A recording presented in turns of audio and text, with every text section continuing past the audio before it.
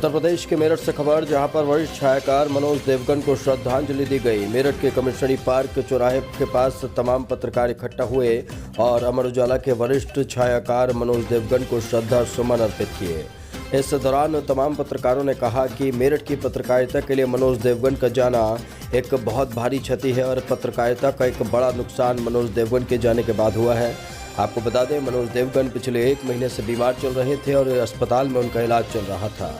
मनोज देवगन के देहांत के बाद उत्तर प्रदेश के मुख्यमंत्री कार्यालय की तरफ से भी शोक व्यक्त किया गया। वहीं मेरठ के एसएसपी अजय साहनी ने भी शोक व्यक्त किया और मेरठ में तमाम पत्रकार कमिश्नरी पार्क पर इकट्ठा होकर मनोज देवगन को श्रद्धांजलि देते हुए नजर आए। तो ये तस्वीरें उत्तर प्रदेश के मेरठ के कमिश्नरी चौराहे की है, जहां पर तमाम पत्रकार इकट्ठा होकर वरिष्ठ छायाकार मनोज देवगन को श्रद्धांजलि देने के लिए एकत्रित हुए और मनोज देवगन की याद में 2 मिनट का मौन भी रखा। हमारे अमर उजाला के senior photo journalist Manoj Devgan ji का कल निधन हो गया था। बड़ा दुखद विषय है।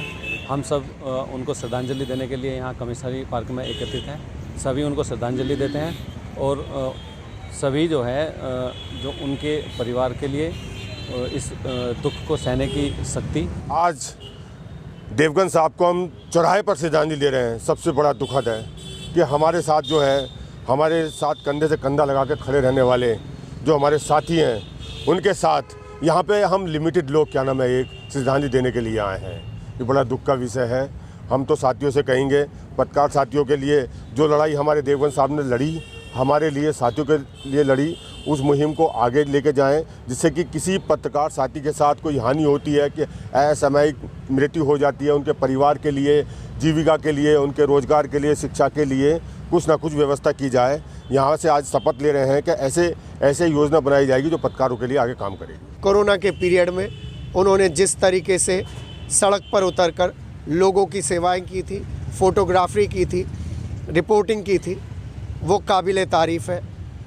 इस दुख की घड़ी में ईश्वर उनके परिवार को शक्ति प्रदान करे और हम सभी पत्रकार लोग कोशिश करेंगे कि उनके परिवार के लिए जितनी भी आर्थिक सहायता हो सकती है या जब जब ज़रूरत पड़ेगी तो हम सब लोग मिलकर आगे आएंगे और उनके साथ एक परिवार के सदस्य की तरह खड़े रहेंगे। ये क्षण ऐसा है जिसमें हम सभी लोगों को अपने बैनर को भूलकर, अपनी पर्सनल ईगो को भूलकर एक साथ खड़ा होना चाहिए, क्योंकि पत्रकार का साथी सिर्फ पत्रकार होता है।